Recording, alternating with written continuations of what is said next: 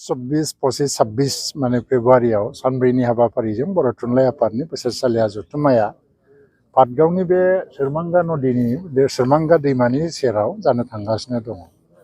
गिबि खेबनि थाखाय ओरैबायदि मोनसे नायनो समायना रमायना मोनसे जायगायाव मोनसे दैनि सेराव थुनलाइ आफादनि जथुम्मा जानो थांदों। बेनिफ्राय उल्टापानि सरलपारायाबो बारा गोजान नङा, वाइल्ड लाइफ सेंसुरि। गोसो जायोबा थांनानै बेरायना फैनो हागोन। 31C नेशनेल हाइवे जोबोद मोजां जागोन होननानै आं सानो।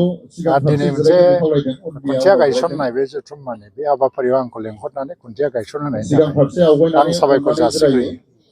दा बर' रावनि जारिमिनखौ नायोबा दिनै भारतआव माने गोदान गोदान माखासे लेंगुवेज दङ, मडार्न लेंगुवेज होनो।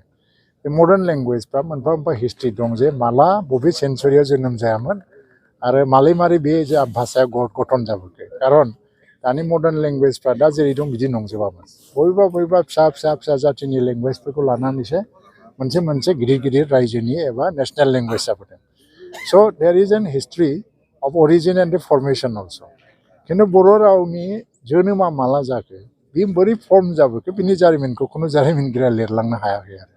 बे ओरैबायदि गोजाम जे मानसिया मोनहासौनायनि आगोलनिनो बे रावा दङ, जेरै दं ओरैनो दं। आरो गोदोनि गोजाम बर' रावजों गोदान बर' रावजों बारा फाराग गैया। स' बेखौनो जों लिरनायाव बाहायफैयो। बेनि थाखायनो बियो वान अफ द अल्डेस्ट लेंगुवेज अफ द इन्डिया।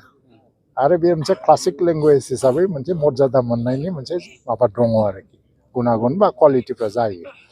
दा फैगौ समाव जों खालि जारिमिनखौल' बुंब्लाबो जानाय नङा। राजा महाराजानि सिगांनिफ्रायनो रामायण महाभारतनि समनिफ्रायनो बे रावा दंमोन, बेबादिल' जोंबो बे रावखौ जों फोथांनो हाया। दा टेक्न'लजि ड्रिभेन मोनसे वार्ल्ड जागासिनो दङ। आरो दा इन्डास्ट्रियेलाइजेसन, मेकानाइजेसन, बे टेक्न'लजिनि जुगाव टेक्न'लजियाव थांनानै थानांगौनि थाखाय जोंहा माखासे गोबां मावनांगौ दङ बे रावनि सायाव। जे बर' थुनलाइ आफादनि जे फैगौ जथुम्मा, बे जथुम्माया बेनि सायावनो बांसिन डिसकासन खालामोबा मोजां। कारण डिजिटेल माने लिटारेचारा दिनैहाय गोबां माबा मोनदों। रिटेन लिटारेचार बा बुक सेभाव जिखिनि जोङो लिरो आरो बेबो जोबनाय नङा। खिन्थु जोंनाव मेक्सिमाम मानसिया फैगौ समफ्राव फ्राय 90% पपुलेसना डिजिटेल लिटारेचाराव खारलांगासिनो दं, 10% पपुलेसनासो। आरो मालाबा जों रिटेन बा बुक सेभाव बुक लिटारेचार, बुक ड्राइभेन जे लिटारेचार बाहाय फैफिननोबो हागौ। खिन्थु मोनसे सम जों डिजिटेल लिटारेचारावनो खारबाय थागोन। बेवहाय जोंनो इनस्टिटिउसन बेस जाजोबनांगौ। थुनलाइ आफादा इउनिभारसिटि बा लिंगुइस्टिक बेस माखासे इनस्टिटिउसनफोर दङ, बेजों लोगो नांनानैसो खामानि आरो आफादगिरि सेक्रेटारि नेहाथारि जानांगौ। आरो थुनलाइ आफादा मोनसे बायल'बो बानायनानै लादों, रुलबो बानायनानै लादों जानांगौ। सासे मानसिया बेसेबां बोसोर जानो हायो बा बेसेबां टार्म जानो हायो। सोलाय सोल'आथ' जागोन, खिन्थु बेनि गेजेराव सोर जागोन आं बेखौ बुंनाया थिग नङा। मानो होनबा बेयो आफादनि मोनसे डेम'क्रेटिक सिस्टेम। आरो जाय फैगोन, जिहेतु माने बर' थुनलाइ आफादजों जायफ्रा आफादगिरि नेहाथारि जायो, बे खमसे खम 10 बोसोर 15 बोसोर लोब्बा थाबोनानै मावबोनाय मानसिफ्रानो जायो। बेवहाय जेबो साननांगौ जेबो गैया। नांगौबादि हेफाजाब होगोन, बोसोरै होखायोआनो। आरो चिफ मिनिस्टारथ' फैगोन होननानै आं आसा खालामो। मानो होनबा बोसोरै फैखायो। आरो रायजो सरकारा बोसोरै माने मदद होयो। बाहाय लामा बानायनांगौ दं बा माखासे इनफ्रास्ट्राक्चार डेभेलपमेन्टनि बाथ्रा दङ। फार्स्टिं फाइनान्सियेल सापर्टआबो डाइरेक्टबो होयो। आरो फारसेथिङै जोङो एडभार्टाइजमेन्ट बा गुबुन गुबुन डिपार्टमेन्टफ्रा बेवहाय गुबुन गुबुन हाबाफारिनि गेजेरजों मदद होयो। नांगौ, जों काउन्सिल गभर्नमेन्ट दङ आरो स्टेट गभर्नमेन्ट दं, फुललि जों हेफाजाब होलांबाय। नैबे पाटगावनि खाथि बे रानि खालायस्रि फोथाराव माने जोङो दिनै बर' थुनलाइ आफादनि खुंगा 62थि जथुम्माखौ जोङो क'क्राझार जिल्लानि सिङाव बे पाट गामियावनो खुंनो लाहार फाहार खालामदोंमोन। आरो बेनि जोङो गाहाय खुन्थियाखौ दिनै गायसननाय जाबाय। आरो बे गाहाय खुन्थियाखौ आसामनि मन्त्रि उरखाव गोरा ब्रह्मनि आखाइजोंनो बेखौ दैखांनाय जादों। आरो दिनै बे गोथार बुब्लियाव गोबां बाहाय जोंहा दैदेनगिरि बिथांमोन नुजाफैदों, थुनलाइगिरि बिथांमोन नुजाफैदों। बेनिफ्राय दुलाराय बर' फरायसा आफादजों लोगोसे गुबुन गुबुन हारिमायारि आफादफोरनि दैदेनगिरि बिथांमोनहा नुजाफैदों।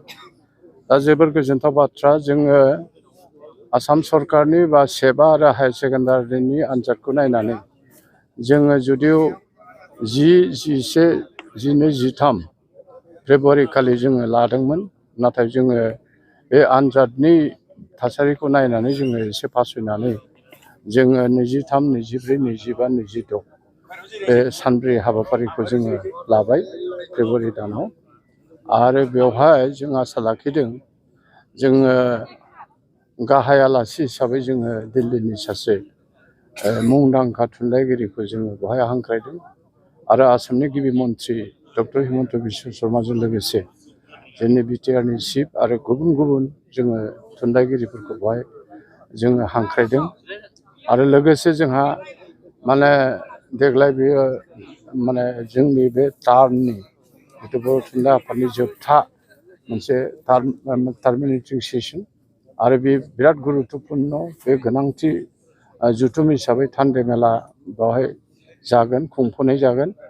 बेनिखायनो जोङो आसा लाखिदों जे जोङो बेवहाय गोदान कमिटि दानानै गोदान आफादगिरि, गोदान गाहाय नेहाथारि आरो गुबुन गुबुन बिबानाव फैनायफ्रा दिनै बर' राव थुनलाइ जौगानायनि थाखाय बिथांमोना गोदान सानस्रि आरो गोदान सान्थौजों जाहाथे खामानि मावनो हायो। दानि इनफरमेसन टेक्न'लजि आरो दानि डिजिटेलाइज मुगाजों जाहाथे खारफानो हायो आरो फैगौ समाव जिथु नेसनेल इडुकेसन पलिसि जिथु माने हारिमायारि सोलोंथाइ खान्थि बाहायनो थांगासिनो दङ बेजों खारफानो हायो।